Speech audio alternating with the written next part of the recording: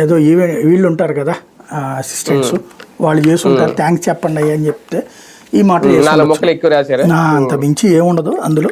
ప్రత్యేకించి ఇప్పుడు పవన్ కళ్యాణ్ గారికే అంతగా అంటే ఆయనకి తెలుసు ఆయన బలం ఏంటో తెలుసు, ఆయన బలహీనత ఏంటో తెలుసు. ఇండివిజువల్గా మీరు అన్నట్టుగా అర్జెంటుగా ముఖ్యమంత్రి అయిపోవాలన్నటువంటి ఆలోచన ఆయనకి లేదు.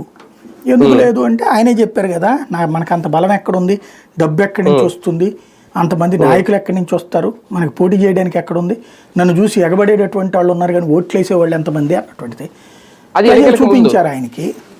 నువ్వు 21 సీట్లు ఇచ్చి ఆ తర్వాత ఆయన ఏమంటున్నారు, చంద్రబాబు గారి నాయకత్వంలో రాష్ట్రం బాగుంటుంది, నేను అండగా నిలబడతానని ఆయనే చెప్తున్నారు. 15 సంవత్సరాల పాటు ఆయన ఆ ఉద్దేశంతో ఉన్నారు. 15 సంవత్సరాలు ఇదే కూటమి అధికారంలో ఉంటుంది, 10 సంవత్సరాలు చంద్రబాబు ముఖ్యమంత్రి అంటే ఆయన 10 ఏళ్ల పాటు దానికి ప్రిపేర్ చేస్తున్నారు.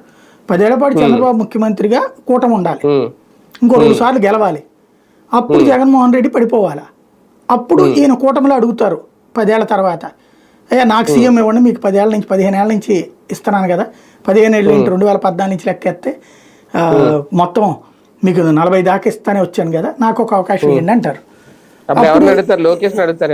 లోకేష్ అడుగుతారు. అప్పుడు అడిగితే ఆయన కుదరదండి అన్నారు అనుకోండి, అప్పుడు అదిగో జగన్ పని కూడా అయిపోయింది కాబట్టి నేను మీకు వ్యతిరేకంగా వెళ్తున్నానని అప్పుడు జనంలోకి వస్తారనమాట.